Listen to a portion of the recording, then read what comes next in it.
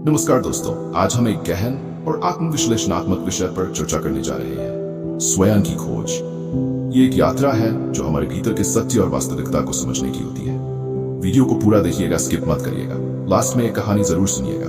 में से कई लोग जीवन की भागदौड़ में खो जाते हैं, बाहरी दुनिया की अपेक्षाओं और जिम्मेदारियों में उलझ जाते हैं। लेकिन क्या हमने कभी खुद से ये सवाल पूछा है कि मैं कौन हूँ और मेरा असली उद्देश्य क्या है? स्वयं की खोज का अर्थ है अपने वास्तविक स्वभाव, अपने मूल्यों और अपने जीवन के उद्देश्य को समझना। ये एक आंतरिक यात्रा है जो आत्मनिरीक्षण, ध्यान और मनन द्वारा पूरी होती है। इस यात्रा की शुरुआत कैसे करें? सबसे पहले हमें अपने जीवन के शोर को शांत करना होगा। बाहरी दुनिया के डिस्ट्रैक्शन से दूर होकर हमें अपने भीतर की ओर ध्यान केंद्रित करना होगा। ज्ञान, योग और नियमित रूप से समय निकालकर आत्मनिरीक्षण करना इस यात्रा की महत्वपूर्ण कदम है। ये हमें हमारे भीतर की शांति और संतुलन को पाने में मदद करते हैं। ओशो एक बात कहते हैं, स्मरण रखना कि इस जगत में स्वयं के अतिरिक्त और कुछ भी नहीं पाया जा सकता। जो उसे खोजते हैं वे पा लेते हैं, और जो उससे अन्यथा कुछ खोजते हैं वे अंत असफलता और विषाद को ही उपलब्ध हो। वासनाओं के पीछे छोड़ने वाले लोग नष्ट हुए हैं, नष्ट होते हैं और नष्ट होंगे। स्वयं की खोज एक ऐसी प्रक्रिया है जिसमें हम अपने भीतर झांकते हैं, अपने विचारों, इच्छाओं और सपनों को समझने की कोशिश करते हैं। ये गहरा और सार्थक अनुभव हो सकता है। स्वयं को जानने के लिए ध्यान और आत्मचिंतन महत्वपूर्ण होते हैं। रोजाना कुछ समय निकालकर खुद के साथ बैठें, अपने विचारों को सुने और अपनी भावनाओं को समझें। आत्मचिंतन के अलावा हम अपने जीवन में क्या पसंद करते हैं, क्या नहीं पसंद करते, क्या हमें खुशी देता है और किससे हमें तनाव होता है, इन सब बातों को भी समझना आवश्यक है। अपने शौक और जुनून को पहचानें। वे चीजें जो आपको खुशी देती है, उन्हीं में आपका असली उद्देश्य छुपा हो सकता है। याद रखें, स्वयं की खोज एक निरंतर प्रक्रिया है। यह एक दिन में पूरी नहीं होती, लेकिन धीरे धीरे आपको अपने बारे में बहुत कुछ जानने को मिलेगा। आओ एक कहानी के माध्यम से जानते हैं। एक छोटे से गांव में अर्जुन नाम का एक युवक रहता था। बचपन से ही अर्जुन का सपना था वह एक सफल और प्रसिद्ध व्यक्ति बने। वह दिन रात मेहनत करता, पढ़ाई करता और अपने सपनों को साकार करने के लिए जुटा रहता। परंतु जैसे जैसे समय बीतता गया, अर्जुन अपने सपनों की दौड़ में इतना खो गया कि उसने खुद को ही भुला दिया।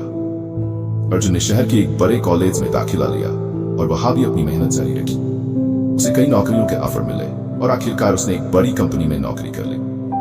परंतु उसके दिल में एक खालीपन था, एक अधूरी सी भावना जो उसे हमेशा परेशान करती। अर्जुन को समझ नहीं आ रहा था कि उसके जीवन में क्या कमी है। एक दिन अर्जुन की मुलाकात एक वृद्ध व्यक्ति से हुई जो शहर के पार्क में बैठे ध्यान कर रहे हैं। अर्जुन ने उनसे पूछा, आप यहाँ इस शांति में क्या कर रहे हैं? वृद्ध ने मुस्कुराते हुए कहा, मैं स्वयं की खोज कर रहा हूँ। अर्जुन को यह सुनकर आश्चर्य हुआ। उसने सोचा कि स्वयं की खोज का क्या मतलब हो सकता। उसने वृद्ध से पूछा, क्या आप मुझे भी स्वयं की खोज के बारे में बता सकते हैं? वृद्ध ने कहा, हम सब अपने जीवन में सफलता के पीछे भागते हैं, परंतु असली खुशी और शांति हमें अपने भीतर से ही मिलती है। अपने आप को जानना, अपने विचारों और भावनाओं को समझना ही स्वयं की खोज है। अर्जुन ने वृद्ध की बातें सुनी और निर्णय लिया कि वह भी स्वयं की खोज की यात्रा पर निकलेगा। उसने अपने व्यस्त जीवन से कुछ समय निकाला और ध्यान करने लगा। उसने अपने शौक और जुनून को फिर से पहचाना। उसे महसूस हुआ कि वह हमेशा से कला और संगीत में रुचि रखता था, परंतु अपनी व्यस्तता के कारण उसने इन्हें छोड़ दिया था। अर्जुन ने धीरे धीरे अपनी रुचियों को फिर से अपनाया। वह गिटार बजाने लगा, पेंटिंग करने लगा और अपने दिल की सुनने लगा। उसने अपने परिवार और दोस्तों के साथ अधिक समय बिताना शुरू किया और अपने जीवन में संतुलन पाया। अर्जुन ने धीरे धीरे अपनी रुचियों को फिर से अपनाया। वह गिटार बजाने लगा, पेंटिंग करने लगा और अपने दिल की सुनने लगा। उसने अपने परिवार और दोस्तों के साथ अधिक समय बिताना शुरू किया और अपने जीवन में संतुलन पाया।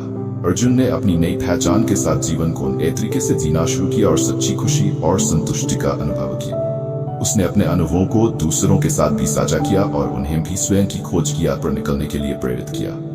इस प्रकार अर्जुन ने स्वयं की खोज के माध्यम से अपने जीवन को एक नई दिशा दी और सच्ची खुशी पाई। यह कहानी हमें सिखाती है कि असली सफलता और शांति हमें अपने भीतर से ही मिलती है, बस हमें इसे पहचानने की जरूरत होती। वीडियो अच्छा लगा हो तो लाइक करें और सब्सक्राइब करें। धन्यवाद।